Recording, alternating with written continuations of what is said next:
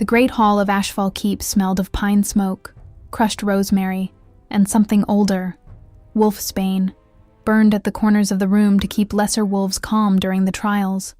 Alpha King Callum Ashgrove sat upon a throne carved from a single blackened oak, and 30 women had already knelt before him that week, each one reciting the same borrowed poetry about his strength, his jaw, his eyes the color of a winter moon. He had heard magnificent 9 times. He had heard destined 11. He had stopped listening somewhere around the 4th candidate when he realized none of them were looking at him. They were looking at the crown. Wren Calloway was not supposed to be the 31st name called. She stood at the edge of the hall in a borrowed gray dress 2 sizes too large, her hands raw from carrying firewood that morning, her hair still smelling faintly of the herb garden she tended behind the healer's cottage in the low village of Hartwell. She had come to Ashfall Keep to deliver a satchel of yarrow and feverfew for the pack physician. Nothing more. A 3-hour walk she made twice a month, rain or frost, because old Maud Fenwick's knees had grown too brittle for the journey, and the keep's own physician paid well for herbs that grew wild and free on Hartwell's hillsides. She had woken before dawn, packed the satchel with careful hands, and expected to be back home by midday to help her younger brother Simon with the goats before the afternoon chill set in. Instead, the keep's steward, a nervous man named Percival Doyle, had grabbed her by the wrist in the corridor and hissed that the list was short a name, that a Calder girl from Hartwell had been registered months ago by a father desperate to marry off a daughter he could no longer feed, and that if she did not walk through those doors in the next 10 minutes, Doyle himself would answer for it with his rank.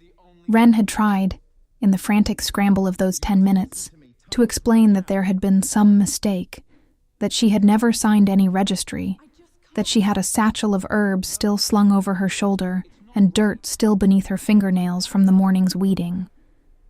But Doyle had only grown paler and more insistent, muttering something about how the debt her father owed to a keep moneylender named Griggs had been quietly settled the very week her name appeared on the Luna registry, as though the 2 facts were no coincidence at all.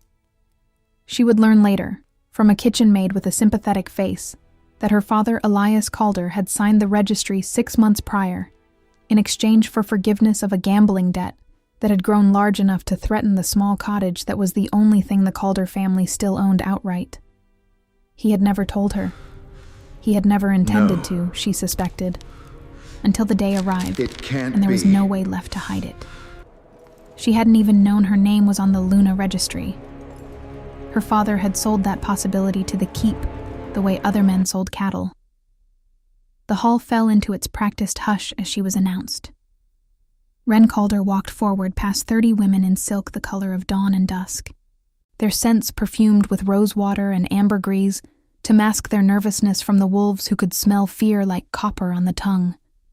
Candlelight caught on jeweled combs and carefully oiled curls, on gowns embroidered with the sigils of minor houses hoping to marry their way into greater ones, on the particular studied stillness of women who had spent weeks being taught exactly how to stand, how to lower their lashes, how long to hold a bow before rising. She recognized none of them, though she caught the eye of one, a tall woman with copper hair named Lady Iris Thorne, who watched Wren's entrance with an expression that was not quite unkind, more curious than cruel, as if she too found something faintly absurd in the whole proceeding. She wore no perfume. She smelled like wood smoke and crushed sage and the sweat of an honest morning's work. And 3 of the seated lords wrinkled their noses as she passed. The great hall itself towered 3 stories above them, its rafters strung with old battle banners gone soft with age, its walls lined with torches, whose flames bent all in one direction from some draught nobody had ever bothered to trace. Ashfall Keep had stood on this ridge for 400 years, since the first Ashgrove Alpha had carved a kingdom out of contested borderlands, and every stone of it seemed to Wren to be holding its breath, waiting to see what the newest, strangest candidate would do. King Callum did not look up until she reached the base of the dais. When he did, something in his amber eyes sharpened. Not with desire, the courtiers would later say, but with attention, the particular stillness of a predator noticing a sound that did not belong to the forest. "Name," he said. His voice was low, unhurried, the voice of a man who had said the same word 30 times already and expected the 31st answer to sound exactly like the rest. "Wren Calloway, of Hartwell, my lord." She did not curtsy as deeply as the others had. She bent enough to be respectful and not 1 inch more. A ripple of hushed amusement moved through the gathered nobles. Lord Dorian Vane, the king's first advisor, seated at the king's right hand in robes the color of dried blood, allowed himself the smallest smile. He had seen upstarts before. He knew how quickly the keep chewed them up. "Tell me, Wren Calloway of Hartwell," the king said, leaning forward slightly, "why you believe you deserve to stand where 30 women before you have stood." It was the same question he had asked every candidate. 30 women had answered with a variation of the same theme: his greatness, his destiny, the honor of standing near him.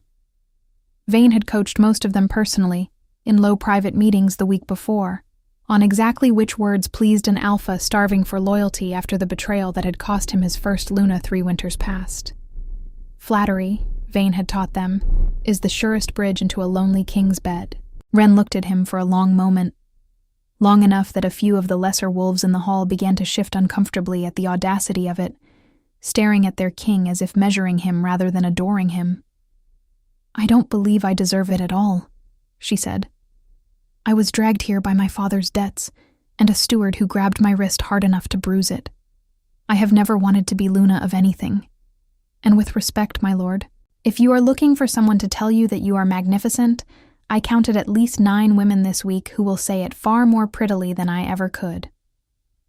The hall went utterly silent. Somewhere near the back, a goblet clinked against a table, and someone quickly stilled it. Lord Vane's smile did not move, but something behind his eyes went cold and calculating, cataloging her face, her name, her village, the way a man catalogues a threat. Near the front of the hall, one of the 30 dismissed-in-waiting candidates, a delicate girl in cornflower blue, who had spent the previous 6 days perfecting a curtsy that dipped precisely low enough to flatter without appearing desperate, turned to whisper something scandalized to her neighbor. Another, further back, actually laughed. A short, disbelieving bark quickly smothered behind a jeweled hand. Wren felt the weight of 30 pairs of eyes settle on her all at once, some amused, some outraged, 1 or 2, she would realize only later, almost grateful, as if she'd said aloud something they themselves had thought, but never dared voice in a hall this heavily perfumed with ambition. The king, however, had not moved either, except that the corner of his mouth, almost imperceptibly, had lifted. It was not the reaction anyone in that hall had trained for. "You refuse to flatter your king," he said slowly, as if testing the shape of the sentence in his mouth. "I refuse to lie to him," Wren corrected. "There's a difference, my lord, though I imagine it's been a long while since anyone in this hall showed you the difference." A lady-in-waiting near the front actually gasped. Somewhere behind the throne, a young guard bit down hard on the inside of his cheek to keep from smiling. King Callum rose from his throne for the first time all week. He was a tall man, built with the coiled economy of something that did not need to prove its strength through size. Broad through the shoulder, scarred faintly along one forearm where silver had once bitten deep, eyes that shifted in certain light toward the molten gold of his wolf. He descended the 3 steps of the dais slowly, and the hall held its breath as he stopped an arm's length from a firewood-scented girl in a borrowed dress who had just, by every custom of Ashfall Keep, insulted him in front of his entire court. He inhaled once, subtly, the way wolves do when they are trying to read a person the way humans read a face. Something in his expression changed. Not desire, not anger. Recognition. The specific, unplaceable recognition of a scent that should have meant nothing and somehow meant everything. The way a single unremarkable object can suddenly matter enormously once you realize you've been looking for it your whole life without knowing its name. "Bring her back tomorrow," he said, Not to Wren, but to the room at large, his voice carrying the flat finality of command. The other 30 may return to their families with the keep's gratitude and a purse for their trouble. This trial is not concluded. The hall erupted into a controlled, horrified murmur. 30 carefully groomed candidates, some of whom had trained for this trial since they were girls, were being dismissed in a single sentence for a firewood-scented healer's assistant who had all but called the king a lonely fool who couldn't tell truth from sugar. Lord Vane rose from his seat, his voice smooth as poured oil. "My king, perhaps a moment of private counsel before such a unconventional decision is finalized." Callum did not look away from Wren. "Later, Dorian." It was the first time in 3 years anyone in Ashfall Keep had seen the Alpha King dismiss his first advisor in open court. Wren stood very still, her pulse hammering hard enough that she was certain the wolves nearest her could hear it, wondering what exactly she had just walked into.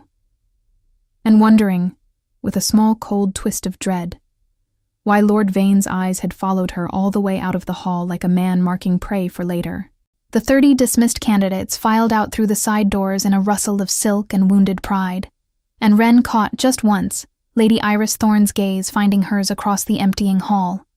Not resentful, as she expected, but almost sympathetic, the look of a woman who understood exactly how little any of them had actually wanted this, and how much all of them had been told they had no choice. A page boy no older than 12 led Wren through a maze of torchlit corridors to the east wing, chattering nervously the entire way about the keep's history, about the old Luna whose portrait still hung forgotten in the east gallery, about how strange it was that the king had never once, in 3 years of formal courtship offers from a dozen kingdoms, shown the slightest interest in remarrying.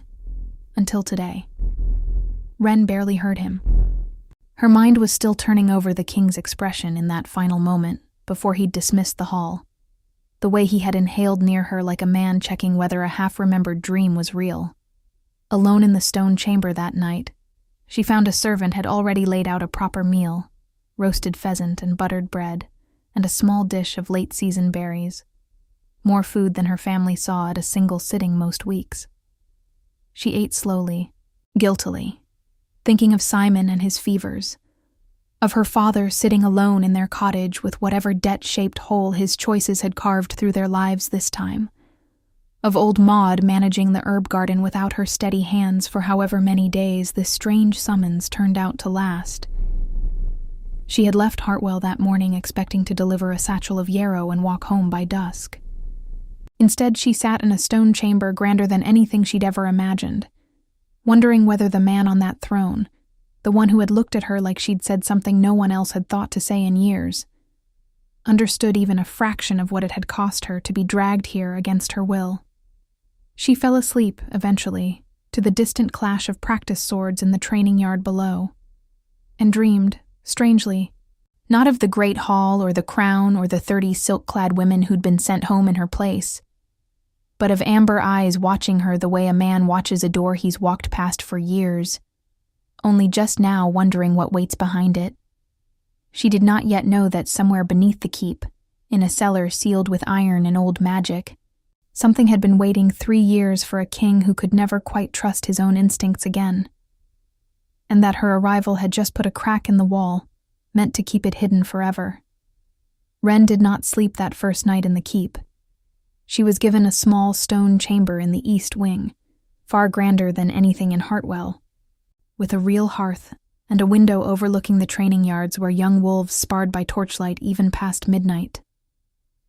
She sat on the edge of the too-soft bed in her borrowed dress and turned the whole strange day over in her mind like a stone she couldn't stop rubbing between her fingers. She had grown up the eldest of 4 children in a village that survived on what the Ashgrove Pack lands allowed it to survive on: turnips, wool, and the goodwill of whichever lord happened to be counting the harvest tax that season.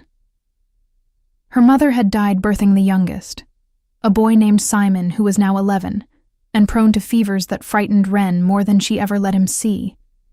And her father, a man named Elias Calder, had spent the years since drowning that grief in gambling debts he covered by selling promises he had no right to make.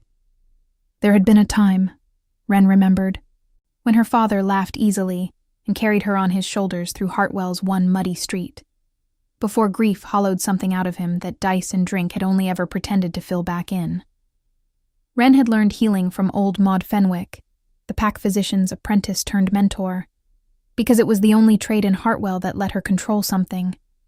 Bodies, wounds, the slow, honest arithmetic of fever and herb, the particular satisfaction of a poultice that worked exactly as it was meant to when so little else in her life ever did. She had delivered lambs in blizzards, set Simon's own broken arm at 14, with nothing but a splint and steady hands, and nursed half the village through the coughing sickness 3 winters back, while wondering, in the exhausted hours before dawn, whether anyone in a place like Ashfall Keep ever thought about villages like hers at all, except as a line item on a tax ledger. She had never once imagined herself inside Ashfall Keep, let alone standing before its king, and some small, stubborn part of her still expected to wake up in her own narrow bed with the smell of the herb garden drifting through a cracked window. This whole strange interlude nothing more than a fever dream, brought on by too little sleep and too much walking. King Callum Ashgrove, for his part, spent that same night awake in his own chambers, staring at the dying fire, turning over a memory he'd tried for 3 years to bury. His first mate, Seraphine, had been chosen not through any trial, but through the simple accident of youth and proximity. A childhood friend who became a wife, who became, within 2 years, a woman who had been quietly funneling pack intelligence to the Voss kingdom to the north in exchange for a title and a fortune she'd never lived to spend. He remembered even now the particular way she used to laugh at his jokes a half-second too late, the way she'd learned exactly which compliments loosened his guard fastest, the way he had mistaken all of it, for 2 entire years, for love rather than reconnaissance. She had died in the collapse of a mine tunnel. She herself had sabotaged to cover her tracks, and Callum had spent every day since learning to distrust the particular sweetness of a woman telling him he was wonderful. He had been crowned at 23, younger than any Ashgrove alpha in 3 generations, after a hunting accident took his father before the old king had finished teaching him half of what a ruler needed to know. He had learned the rest by instinct, and by failure, by the particular loneliness of a throne that made every friendship suspect and every kindness a possible transaction. Dorian Vane had been there through all of it, his father's advisor first, then his, steady and unshakable and endlessly patient, the one constant in a life that kept rearranging itself around Callum without his consent. It had never once occurred to Callum, in 3 years of grief, to wonder whether the man comforting him through Seraphine's betrayal might have authored it. The 30 Luna candidates paraded before him this past week had all, without knowing it, been speaking Seraphine's dialect, and by the 20th or so he had stopped bothering to disguise his exhaustion, sitting through each recitation with the particular glazed patience of a man enduring a ritual he no longer believed served any purpose beyond keeping Dorian Vane's careful machinery of court alliances turning. Wren Calder had spoken a different language entirely, and his wolf, usually a silent, watchful thing, content to let the man run the kingdom, had lifted its head at the sound of it like an animal hearing its own name after years of silence. The following morning, Wren was summoned not to the great hall but to a smaller solar, where the king sat alone at a long table, a plate of untouched food before him. "You're not what Lord Vane arranged for," he said without preamble, gesturing for her to sit. "I assume you know that." "I gathered as much, my lord, given that half the court looked at me like I'd walked in wearing a dead man's boots." A short, surprised laugh escaped him. Rough, like something unused for a long time. "Dorian Vane has been my first advisor since before my father died. He arranged this trial. Every one of those 30 women passed through his study for coaching before they ever stepped into my hall." Wren's brow furrowed. "Coaching in what, exactly?" "In me," Callum said flatly. "What I like to hear. What I've said in the past that pleased me. Which of my scars to ask about and which to avoid. Dorian believes a king functions best with a Luna who understands how to keep him comfortable. And you let him arrange this. I let him do a great many things because after Seraphine, I stopped trusting my own judgment of people entirely. He said it without self-pity, simply as fact, the way a man describes a wound long since scarred over. Which is, I imagine, why you unsettled me so thoroughly yesterday. You were the first person in 3 years who didn't sound rehearsed. Wren studied him for a moment, really studied him, the way she studied a patient before deciding on a treatment. There was exhaustion under his eyes, that no amount of noble bearing quite disguised, and a stiffness in the way he held his left shoulder that suggested an old injury aggravated by something recent. "Your shoulder's paining you," she said. "More than it should, for a wound that old." He blinked, clearly not expecting a diagnosis in place of flattery. "It's nothing. An old silver wound. It aches in cold weather." "It's not cold weather," Wren said slowly, setting down the tea she'd been handed. "It's the 2nd week of the growing season, and your color's wrong. There's a yellow cast under your eyes that has nothing to do with silver scarring. I've seen that look before, on my father, when he'd been drinking bad hemlock-tainted whiskey from a bootlegger who didn't know his craft." The king went very still. "How long has Lord Vane served your family?" Wren asked instead, setting the diagnosis aside for the moment, watching his reaction carefully. "My whole life. He was my father's advisor before he was mine. He carried me on his shoulders through this very hall when I was small enough to fit there." Callum's mouth twisted faintly. "He was the one who found me the night my father died. Sat with me till dawn, while I tried to understand that I was suddenly responsible for 11,000 lives at 23 years old. He was the one who held this kingdom together during the worst months after Seraphine. I owe him more than I can easily repay, which is precisely why it did not occur to me, until you stood in my hall smelling of wood smoke instead of rosewater, to wonder whether a debt that large might also be a door left open. You're suggesting I'm being poisoned." "I'm suggesting," Wren said carefully, aware she had perhaps just said something far more dangerous than refusing to flatter him, "that whoever prepares your wine should be watched more closely than whoever prepares your compliments." It was a fact she had learned from old Maud, half-forgotten village lore that most healers dismissed as superstition. That wolfsbane, when crushed fine enough and steeped slow in wine, rather than burned as incense, did not kill a werewolf outright. It dulled him instead. It blunted the wolf's senses by degrees so gradual, the man wearing the skin barely noticed the fog settling over his own instincts. Over the very thing that let an alpha smell a lie, smell a true mate, smell a threat standing 3 feet away in robes the color of dried blood. Callum did not answer right away. He was staring at her the way a man stares at a door he has walked past every day for years, never once wondering what might be locked behind it. "Lord Vane personally selects my wine," he said quietly. "Has, since Seraphine died. He said it was the least he could do, protect me from another poisoning." The word hung between them like smoke. Over the following days, the keep's rhythm shifted around Wren in small, watchful ways. She was given no formal title yet, only the ambiguous status of the king's guest, which meant every courtier who passed her in the corridor did so with narrowed eyes and careful testing questions, trying to determine whether she was a passing curiosity or the woman who would soon outrank them all. She struck up an unlikely friendship with a young beta guard named Tobias Reyes, who had been the one biting back a smile in the hall on her first day. He found her, 3 evenings after her arrival, sitting alone on a low stone wall overlooking the training yard, watching a pair of young wolves spar with the wistful attention of someone who missed having something useful to do with her hands. "You're not eating in the hall with the others," he observed, dropping onto the wall a respectful distance away. "There isn't an others anymore," Wren pointed out. "Just me, apparently." "Fair enough." He studied her for a moment, the careful, assessing look of a soldier, deciding whether someone was worth trusting.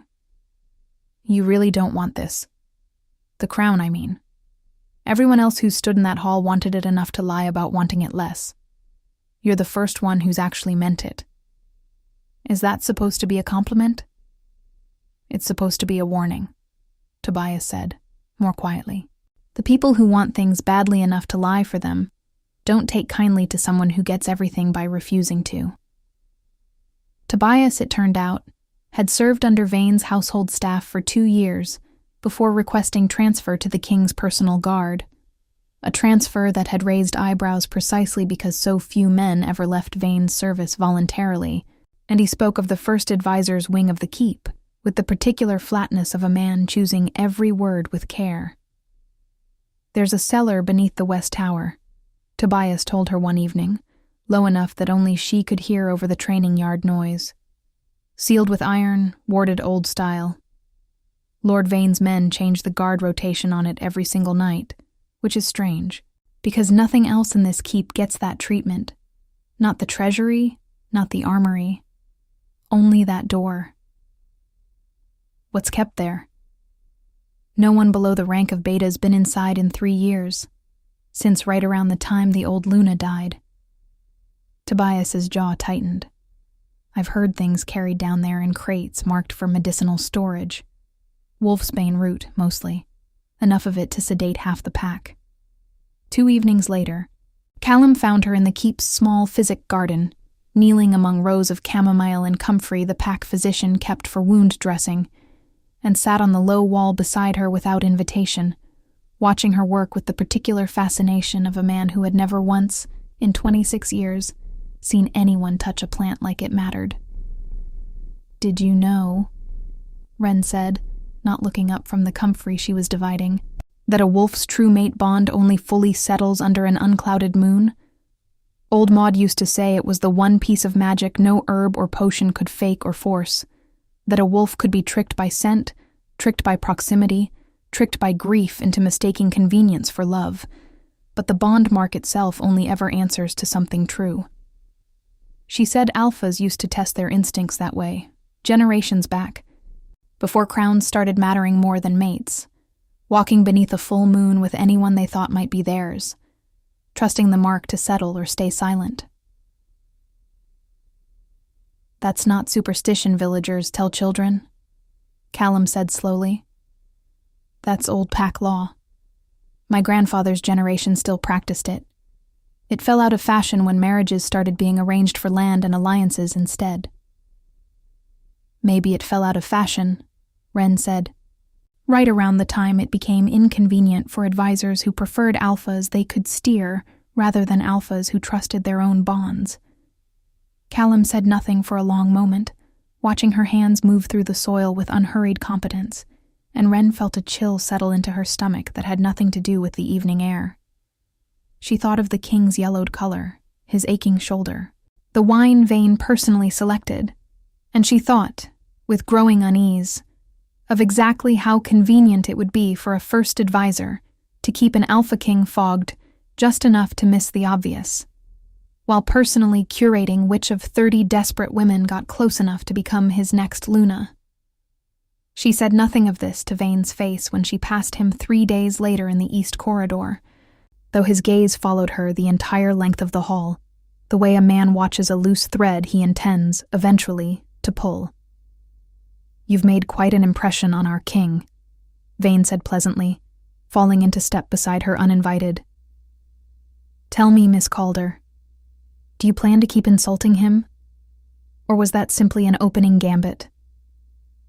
I plan to keep telling him the truth, my lord. I understand that's a novelty around here. Something flickered behind Vane's composed expression. Brief, cold, and gone so fast she nearly convinced herself she'd imagined it. Truth is a luxury, girl, that kingdoms rarely survive. He studied her for a long moment, his gaze traveling over her plain dress, her calloused hands, the herb stains still faintly visible beneath her fingernails, as though recalculating some private equation. You come from Hartwell, I understand. A village that has survived, 3 bad harvests running? I'm told the Calder cottage very nearly went to the moneylender Griggs before your name conveniently appeared on our registry. Kingdoms are built on convenient arrangements, Miss Calder. Your own presence here is proof enough of that. I'd think carefully about how loudly you insist on truths that might unravel the arrangements currently keeping your own family fed. It was not quite a threat, and not quite not one.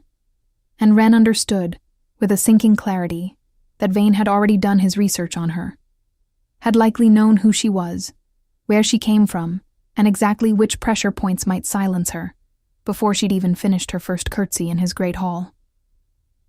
"I'll keep that in mind, my lord," she said evenly, refusing to let her voice shake.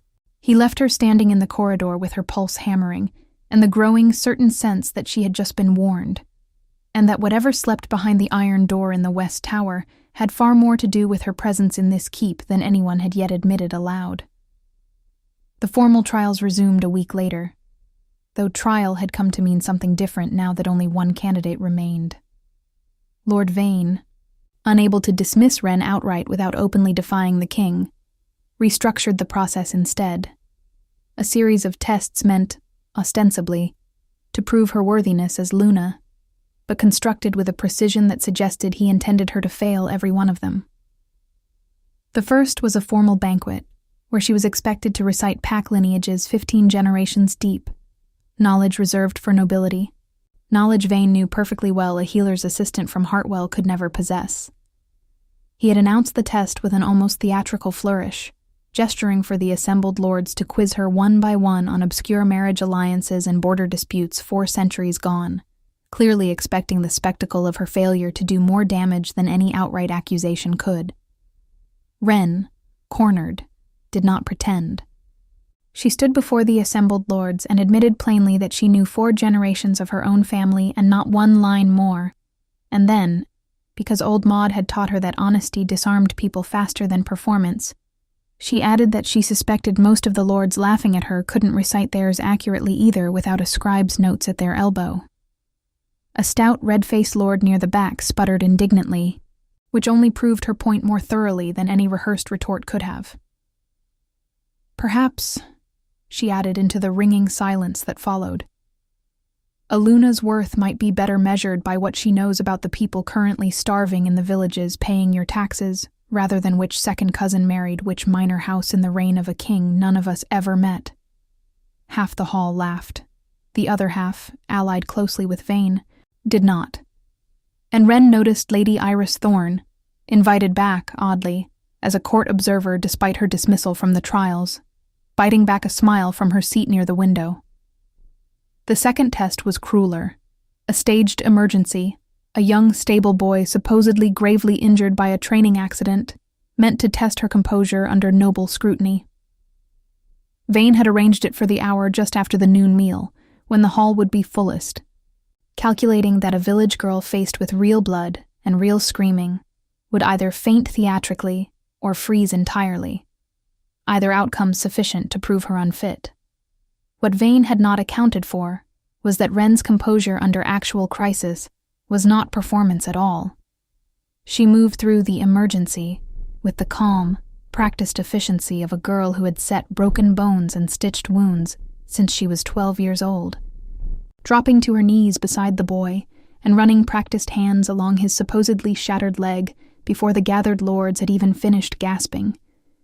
Within seconds she recognized the give of the wound was wrong, the swelling absent, the blood too bright and too thin to be real, correctly diagnosing that the injury had been faked with stage blood and a poorly executed limp.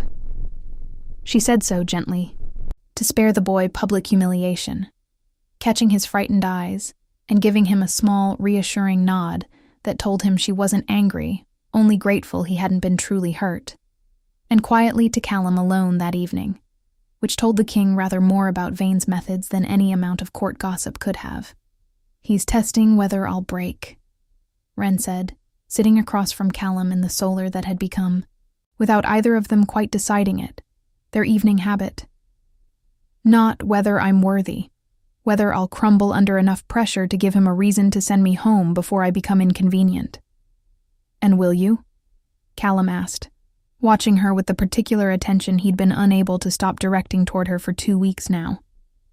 I've stitched a man's arm back together by lamplight while his wife screamed at me to hurry and his children cried in the next room, Wren said flatly.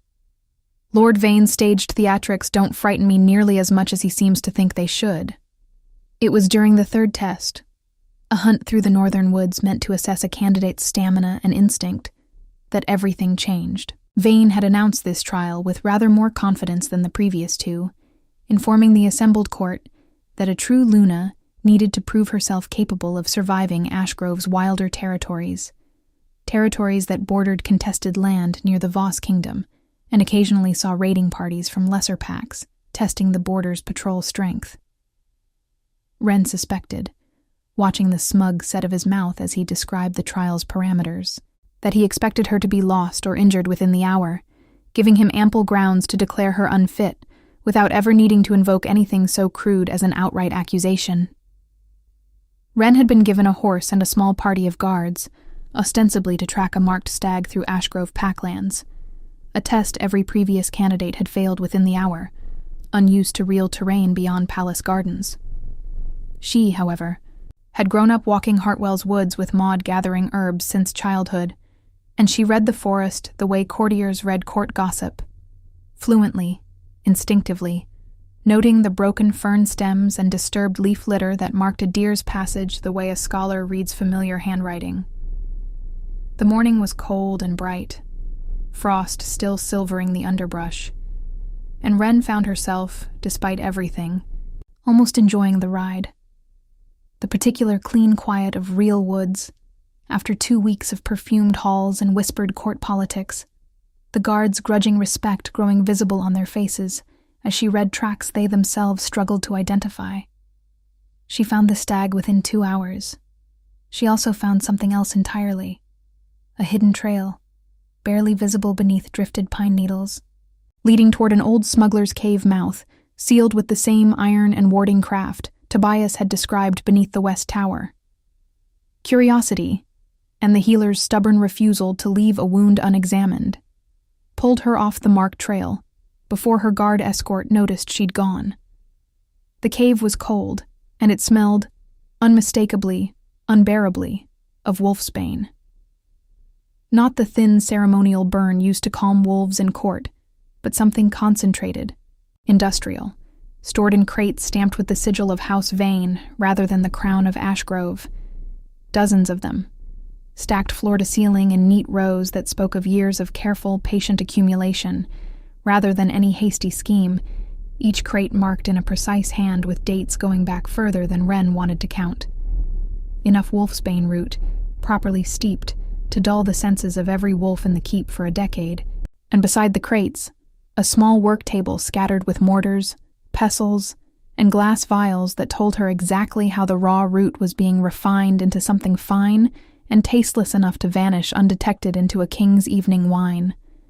Her guard escort was still a good half-mile back on the marked trail, calling her name with the particular note of concern that meant they'd be searching in earnest within minutes. She knew she should turn back immediately, report what she'd found through proper channels, let armed men handle whatever waited deeper in the dark. She took 2 more steps into the cave instead, because some old, stubborn part of her, the same part that had once walked 3 miles in a snowstorm to set a stranger's broken leg rather than wait for someone more qualified, refused to leave an unexamined wound behind her. And chained in the deepest corner of the cave, weak, emaciated, her fur matted with the residue of long sedation, was a wolf, not a feral animal. A woman, shifted halfway between forms in the exhausted, involuntary way of a wolf too poisoned to hold either shape steady. Wren recognized the eyes even half-lidded with drugged exhaustion, the same molten gold as Callum's, though duller now, starved of moonlight and clarity for what looked like years. Seraphine, Wren whispered, the name arriving in her mouth before she consciously decided to speak it. Because there was only one woman in Ashgrove history whose death had ever been spoken of in that particular hushed, grieving tone, and this creature bore an unmistakable resemblance to the single portrait of the late Luna that still hung, half forgotten, in the keep's east gallery. The wolf woman's eyes opened fully at the sound of her own name, and for one terrible lucid moment, something like desperate recognition flickered across her drugged face. She was alive. The mine collapse, the sabotage, the official mourning the entire kingdom had performed for 3 years. All of it had been staged. Vane had faked Seraphine's death and kept her chained here since, sedated on the very wolfsbane brew that had also, Wren now understood with sick clarity, been slipped in smaller doses into the king's private wine for years, keeping Callum's instincts permanently fogged enough that he could never quite trust his own judgment of people, never quite recover his footing, never quite become dangerous to whatever long game Vane was actually playing. "Who?" the wolf woman managed, her voice cracked from disuse, half-shifted jaw making the word come out distorted and thick. "Who are you? Did he send you? Another test?" "No," Wren said quickly, dropping to her knees despite the danger, despite the wolfsbane reek thick enough to sting her own eyes. "No, I'm not one of his. My name is Wren. I came for the King's Luna trials. I got lost tracking a stag. I swear to you I had no idea this place existed." Something in Seraphine's drugged eyes sharpened just slightly, at the mention of the trials. The trials. He's still running the trials. After everything. Of course he is. A broken, humorless sound that might once have been a laugh. How many? How many women has he paraded past my husband while I've been chained down here breathing his poison? 31, Wren said quietly. I'm the 31st. And are you like the others, coached in his study? Taught which of Callum's scars to ask about? No, Wren said. I refuse to flatter him. That's rather the whole reason I'm standing in this cave instead of already home in my own bed. A dying, sedated Seraphine managed only a handful more broken words before her strength gave out again, enough for Wren to understand the shape, if not the whole, of the conspiracy. Vane had never intended to let Callum simply choose a Luna from 30 flattering candidates. He intended, eventually, to recover Seraphine, miraculously alive after all, having supposedly survived captivity by a rival Voss lord and escaped, and reinstate her as Luna once his puppet candidate had softened the court to a woman returning from tragedy. With Seraphine restored and utterly loyal to the man who'd saved her, and with Callum's instincts permanently dulled by years of wolfsbane-laced wine, Vane would effectively control the throne through both king and queen at once. And the wolfsbane trade itself, Wren realized with growing horror, was being quietly expanded to neighboring packs, a slow poison economy Vane could leverage against any alpha who grew inconvenient. She did not have time to process the full horror before she heard boots on stone behind her. Lord Vane stood in the cave mouth, flanked by 2 guards she did not recognize. Men whose scent, she now understood too late, did not carry the crest of the king's personal guard at all. I did warn you, Vane said quietly, almost gently, about the cost of insisting on truth. Wren's heart slammed against her ribs, but she made herself stand straight, made herself think the way Maud had taught her to think over a dying patient, clearly, quickly, without the panic that killed people faster than any wound. The king will notice I'm missing, she said. The king, Vane replied, stepping fully into the cave, will be told a wolf pack tore apart an unlucky Luna candidate in the northern woods. It will grieve him terribly.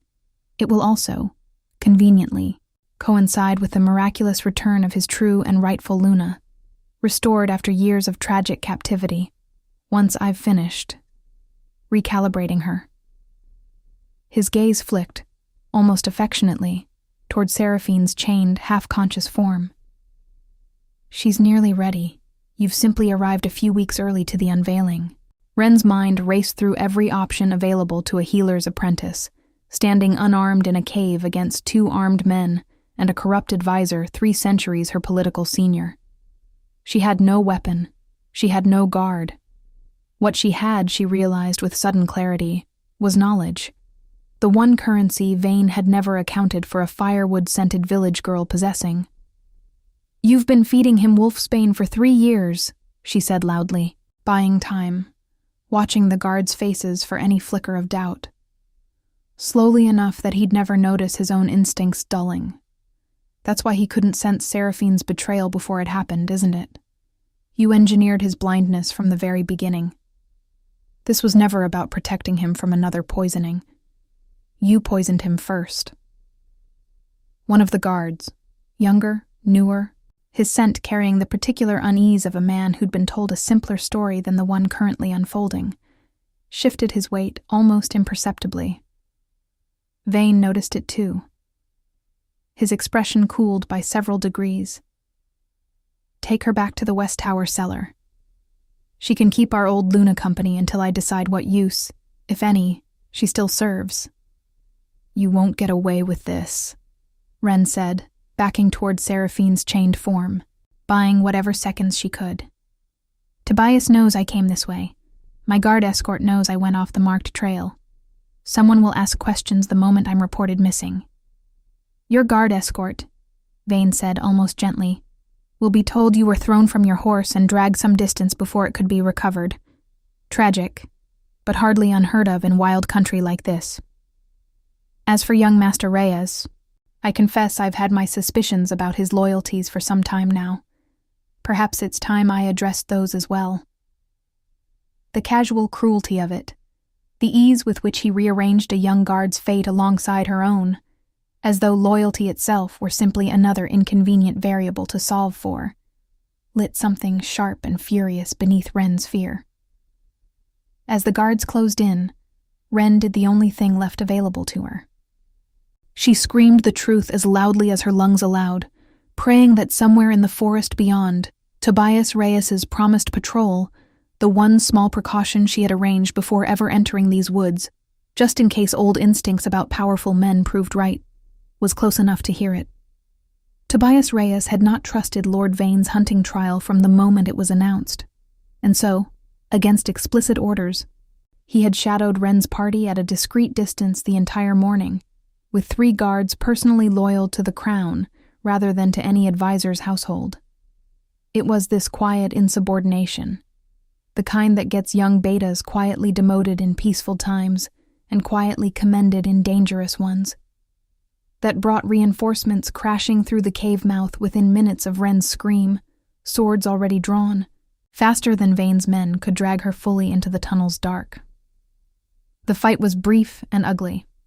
Vane's 2 hired guards, never expecting resistance from the king's actual sworn men, went down hard against Tobias's small, disciplined party, steel ringing off cavestone in a chaos of shouting and half-shifted claws.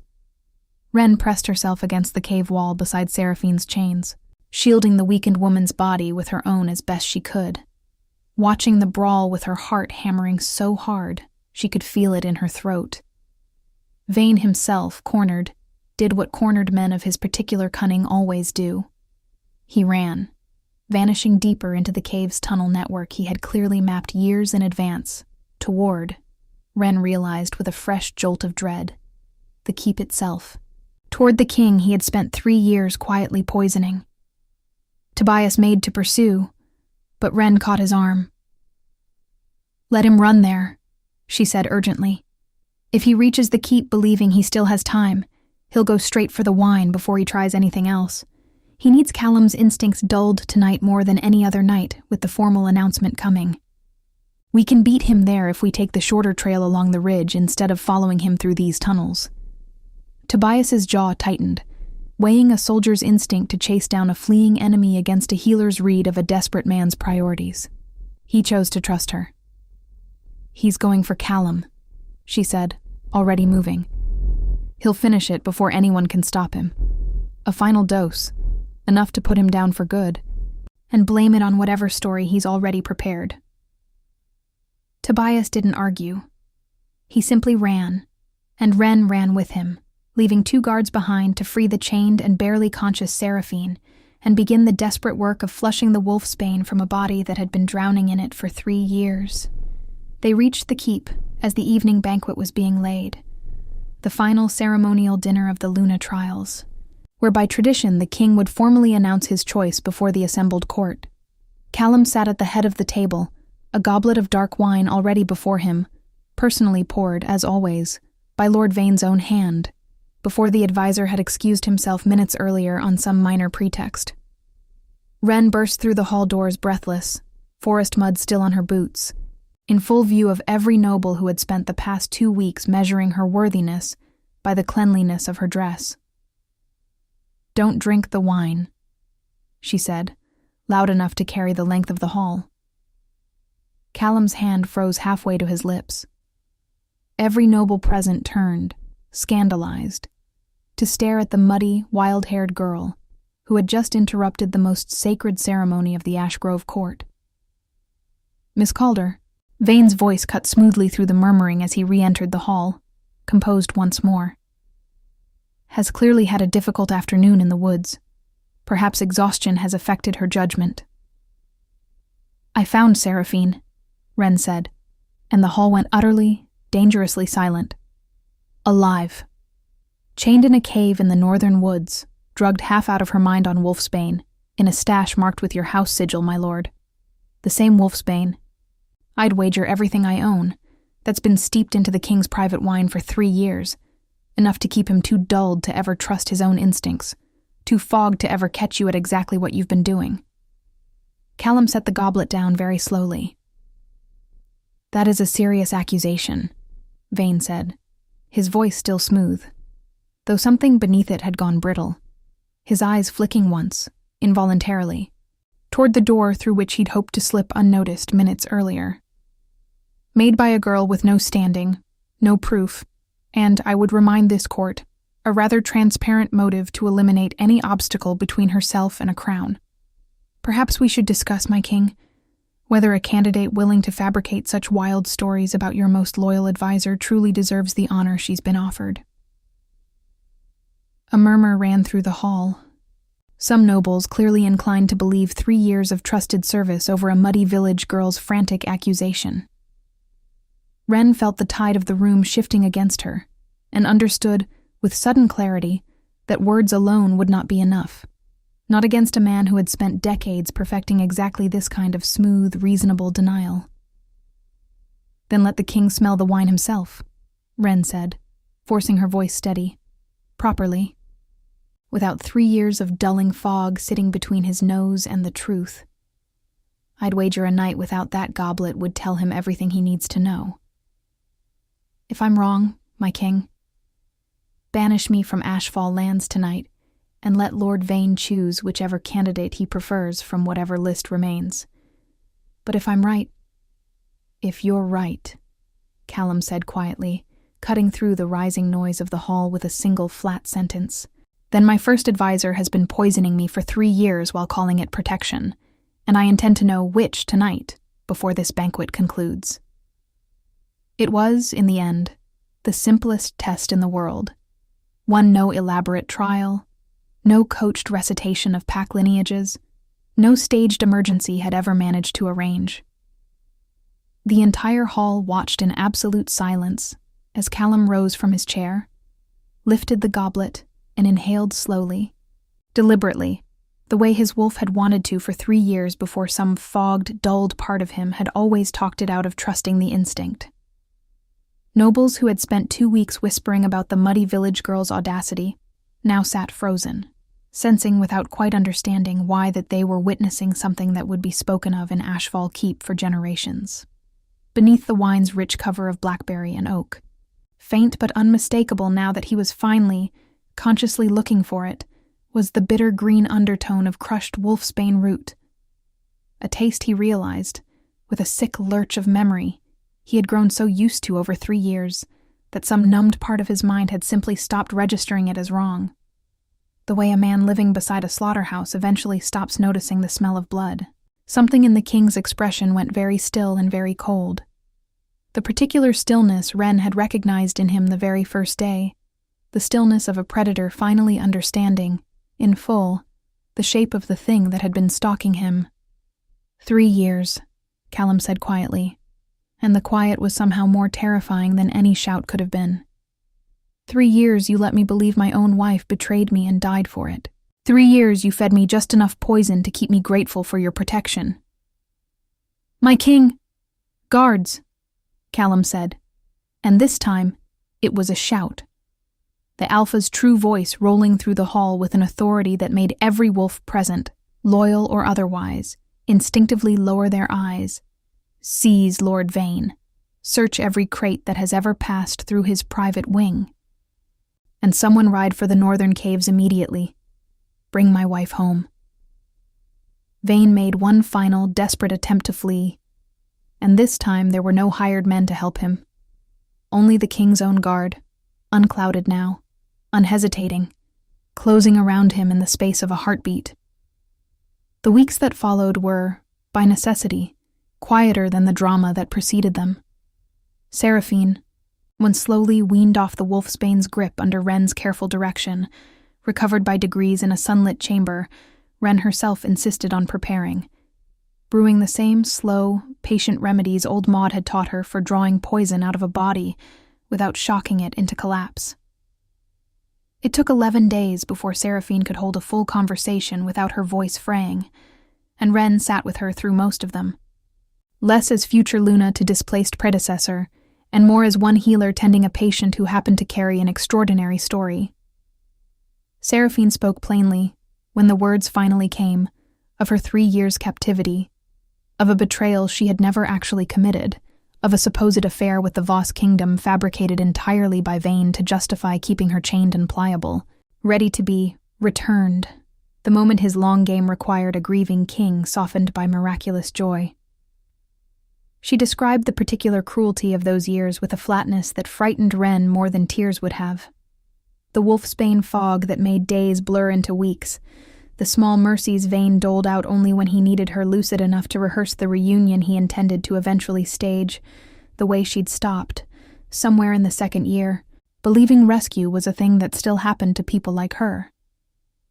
She bore Callum no romantic claim, after everything that had passed between them, and asked, quietly, only for a cottage far from court where she might learn, slowly, what it meant to simply live again, rather than be used, rather than be a piece on someone else's board. Callum granted it without hesitation, along with a guard detail and a physician's ongoing care. The decency, Wren thought, watching the two of them speak for the last time in the East Gallery beneath Seraphine's own forgotten portrait, of a man who had learned the hard way what it cost to mistake control for love, and who intended never to make that particular mistake again with anyone under his protection. Lord Vane's trial before the full-pack council took 3 days. He offered no confession, no remorse, only a cold and unshaken conviction, voiced once during testimony, that he had done what was necessary to keep a fractured kingdom stable after a young king's judgment could no longer be trusted following Seraphine's supposed betrayal. As though the poison and the instability were problems that had existed before him rather than because of him. The wolfsbane trade he'd been quietly expanding to neighboring kingdoms unraveled an entire network of corrupted advisors and smuggled poison during the council's investigation. A systemic rot far larger than one ambitious man's private cruelty, reaching into 3 other packs who had, it emerged, also been slowly weakened by trusted counselors, feeding them the same slow, patient poison of dulled instinct and false comfort. Each advisor building quiet leverage over an alpha too fogged to notice his own kingdom being hollowed out from beneath him. Vane was stripped of rank and exiled beyond Ashgrove lands under permanent banishment. His considerable estate seized and redirected, at Wren's quiet insistence, toward Hartwell and villages like it. Places where a father's desperation could still, if left unaddressed, sell a daughter's future to whichever lord happened to be listening. Percival Doyle, the nervous steward who had first dragged Wren into the hall, was quietly reassigned to oversee exactly that redistribution. A task he approached, Wren noted with some satisfaction, with considerably more backbone than he'd shown on the day they met. Tobias Reyes was raised to captain of the king's personal guard before the season turned. A promotion the entire keep agreed was several years overdue. Wren returned to Hartwell once, in the quiet week between Vane's exile and the formal coronation ceremony, to see Simon fully recovered from his latest fever, to sit with old Maud over tea and tell her everything that had happened in a rush of words the old healer received with far less surprise than Wren expected. I always said you had more sense than any high-born lady I ever treated, Maud said, patting her hand with fingers gnarled from decades of the same work Wren had learned at her knee. Sense enough to tell a king the truth when 30 women before you couldn't manage it. That's not luck, girl. That's exactly who you've always been. Her father, when she found him, could not meet her eyes for the better part of an hour. The shame of what he'd done. Selling her future to settle a debt he'd never confessed to. Sitting between them like a physical weight. Wren did not forgive him easily, and did not pretend to. But she told him before she left that Simon's schooling would now be paid from the crown's own purse, regardless of anything else that passed between them. Because whatever her father owed her, it was not owed to an 11-year-old boy who deserved better than the debts of the men around him. As for Wren herself, she stood once more in the great hall of Ashfall Keep on a clear autumn evening, though this time not as the 31st name on a desperate registry, but as the woman the king had chosen without a single trial left to prove it. The same banners hung from the same ancient rafters. The same torches bent their flames in the same old draught, but the hall itself seemed to Wren to have shed something heavy in the weeks since Vane's exile. A held breath, finally released. I still don't know how to recite 15 generations of pack lineage, she told him quietly, as the assembled court waited for the formal words that would make her Luna in full. Good, Callum said, and there was warmth in it now, unguarded in a way the hall had never seen from him before. I've had quite enough of things recited perfectly and meaning nothing at all.